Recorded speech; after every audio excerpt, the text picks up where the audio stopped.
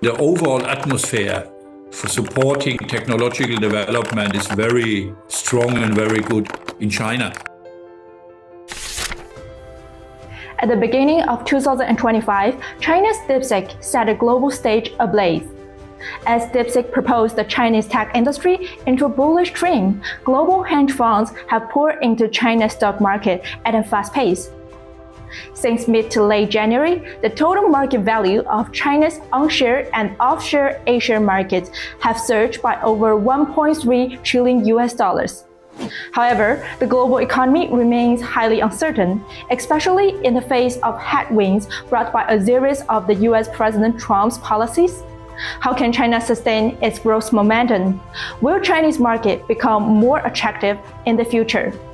Horst Löchel, Professor of Economics and co-chairman of the Sino-German Center at Frankfurt School of Finance and Management, brought his thoughts for us. As a fintech expert, how do you interpret DeepSeek's rapid growth? Yeah, I think this is a great success for China's innovation policy, because it shows that even given the restriction from the United States to deliver some of the advanced technology, China seems to be able, or part of China's private companies seems to be able to develop technology which are more or less on the same level playing fields than the US one. So this is really a great success and shows what private entrepreneurship, of course supported by the state as well, can arrange. Have you tried the DeepSeek by yourself? Yes, I have tried the DeepSeek by myself, especially for writing. I use this. Of course, I use also ChatGPT, but DeepSeek is at least on the same level playing field as ChatGPT. What are the potential challenges that DeepSeek and similar tech companies might face in the global market? Yeah, also we have to see how these things developing further on. You know, I'm here in Germany, so we are part of the European Union. And in the European Union, the regulation is rather tough. Yeah, tougher than in the US, but also in China, especially because of data protection. So this is, of course, also then for the time being a challenge, could be a challenge for China, how to protect the data of the users. Why was DeepSeek born in China? What unique conditions and environment did China provide? The overall atmosphere for supporting technological development is very strong and very good in China. And this is now linked with private entrepreneurship, because I understand this is a private company that are former students who develop for a long time this kind of technology, first in trading and now in language model. So this connection between the private spirit and private entrepreneurship, supported especially by financial resources by the state, work very well. Under the tense and uncertain global economic environment, how do you view the growth of China's economy in recent years? I think the growth is all right, 5%. We have to see, we talk about the second largest economy of the world with 18 trillion US dollar GDP. So any growth rate means a massive amount of new numbers of GDP and income. For example, China is almost 5 times larger in meantime than Germany, and also not so far from the US. So 5% is okay. Of course, we all know that there are some weaknesses still, especially with private consumption. But overall, I think it's all right, this growth rate. I think still one of the highest in the world. China is promoting the high-quality development. How do you interpret the high-quality development in China's economy? Yeah, I think it's, first of all, the right approach. You have to see China is now a middle-income country. And the next step is to move forward to a high-income country. And the difficulty is for a high-income country to have advanced technology. That means you get more advanced technology, which first of all increase the value added of your production, and second, increase the productivity of the staff. And both together means to increase the income per people. And this is most important. How do you view the current state of China's industrial structure? What are the challenges we face right now? Growth could not alone be driven by investment. This is the experience in advanced economies, not only for decades, but for centuries. You need a certain amount of private consumption. Private consumption means household consumptions. For example, in average in the world, we have a private consumption ratio compared to the GDP, to the national income, of above 60%. In China, still consumption as share of national income is below 40%. So that gross consumption is not really so much relevant for growth and not so much relevant for overall income. And you cannot drive the whole economy by investment. What are some potential measures that China could employ to further stimulate private consumption? I think two things are crucial. First of all, to develop further on the social security system.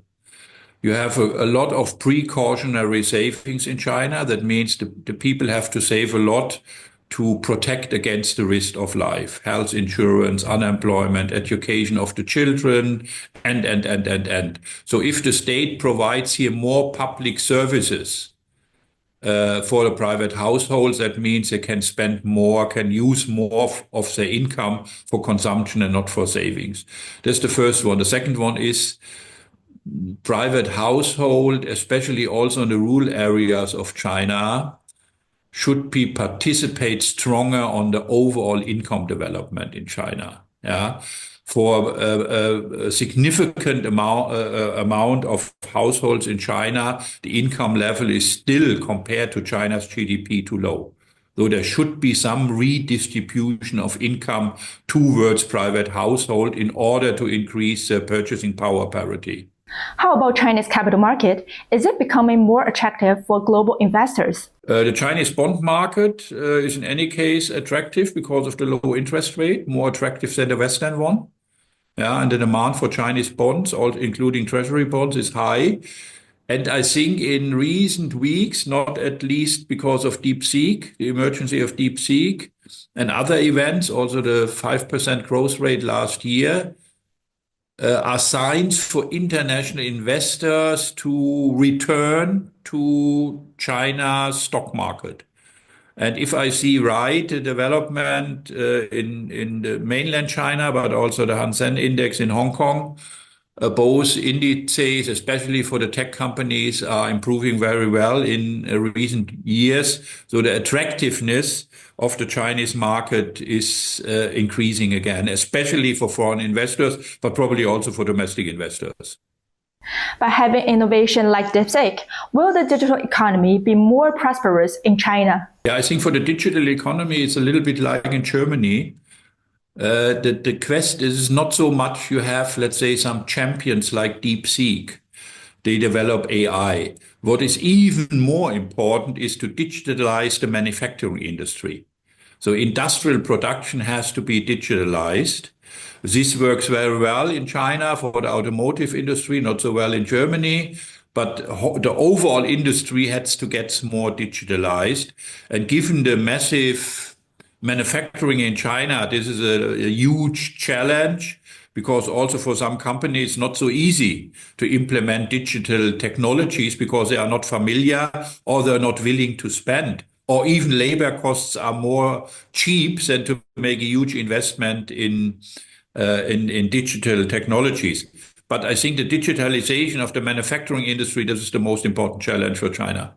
In your recent published book, you mentioned that China's economy is at a crucial tipping point. What are the key challenges and opportunities for China as it transitions to a new growth model? I think this is a long-term challenge, not so much a short-term challenge. China is on the way to develop from a middle-income country to a high-income country. This is not easy, because the difference from a low to middle-income country is to make an industrial revolution. That means bringing people from the agriculture side, farmers, to the industry. But now, to come to a high-income country, it's especially about the development of technology. And for the development of technology, China needs a new growth model where technology and capital plays a stronger role than it was before. And for that, you need a lot of entrepreneurs and private initiative and private investment, because the private entrepreneurs and private investment, they know what the markets want to buy in advanced technology. The state can support that, but the state cannot lead that. The state don't know. Who knows the market is more the private entrepreneurship. This is the first point for the new growth model, give private entrepreneurs more room. And the second one is support also from the state side, more consumption in China. So you have a second growth driver. Innovation is important to increase GDP per capita, and consumption is important to stabilize the growth rate also in the long run. Looking to the next few years, what's your prospect for China's economic growth? It is rather natural after 45 years of such a high growth in China that the growth rate is over time declining. The question is how fast it's declining. I would say if China can realize a growth rate between 4 and 5% in the next 5 years, that is fine. If then the growth rate is 3 to 4%, it's also fine, because then you have already a living standard which is more in line, let's say, with advanced economies. So we can also accept a lower growth rate. But the potential is still high in China, because you have still a massive amount of people, and you develop very much the technology side of your economy. The challenge, as you already mentioned, is of course the international environment. Yeah, I just read in the morning newspapers here in Germany, and probably you know that the US is underway to skip the preferred trading relationship with China, which is a kind of a status you have for good trade. So there is external pressure, especially from the United States, and this could be a challenge for China to stabilize the growth rate, especially you see last year, 1/3 of the 5% growth rate was driven by exports. Yeah. And if you have now a backlash in exports, you cannot have so much growth internally, which is another reason to stabilize internal demand. For example, consumption demand, in order to have more internal growth driver instead of external. But this is surely a challenge, the external environment. In what ways can China address the barriers in international trade, and is the Belt and Road Initiative likely to be an effective strategy? Yeah, I think two things are important. The first one is already underway since some years. This is diversification. China should have more trade with Asia, more trade with the global South, more trade with Latin America, with Africa, and. So they should substitute the loss of trade they have with the US with these countries. And this country, China, is now also can deliver advanced products, at least for this country. So there could be this could be a good business relationship with the global South. They have also a lot of commodities and other important things. This is diversification. That's the first one. And the second one is the European Union. We have to see that this change in international policy with President Trump is also very much a change for the Europeans. And this could be trigger also Europe and Germany to have again a global, a stronger business relationship with China, because we are also affected from the restriction by President Trump. And not only by the trade restriction, but also some political quarrels with the United States. It is obvious that President Trump, with this transatlantic partnership between the US and the EU, will have not anymore so strong in the future. He intends to do that. And this will bring the Europeans, including the Germans, more to China. So this is not too bad for China. So trade diversification with the global size in the EU could be a measure for China to overcome the challenges coming from President Trump and the United States in the future. How will the Trump's policies influence the global supply chain? But the global supply chain will be negatively affected by this tariff policy of President Trump. The most negative impact are rising prices. We have already had a huge inflation here in Europe and Germany for some years, because of the energy prices and other reasons. But it's totally clear, if we have a disruption again or friction in the supply chain due to tariffs, that means rising prices. And rising prices is bad for the people because then their money is less worth to buy some goods. Yeah, this is for companies as well. For companies, it's also a problem because they have to buy higher inputs. Yeah, this will, of course, negatively affect the supply chain channel and the price level. So we are not in Europe and Germany, we are not interested in these things, quite the opposite. And this hopefully will also lead to increasing business with China. And of course, from a German point of view, from our interest, we want also to export more to China. We import already a lot, but also export to China. And so we are really interested to increase this business. You just have mentioned that China and Europe might have more cooperation opportunities in the future. So how do you see the level of opening up of China and the attractiveness of Chinese market? I think the global enterprises are very much interested still to invest in China, make foreign direct investments, set up factories, or make joint venture with Chinese companies. This is, by the way, especially for multinational enterprises, and also to have this massive investment. But for the big companies, chemistry, automotive, electronic, Siemens, car factories, and so forth, they are very much interested to be invested or even to increase their investment in China, simply for two reasons. First, the huge Chinese market.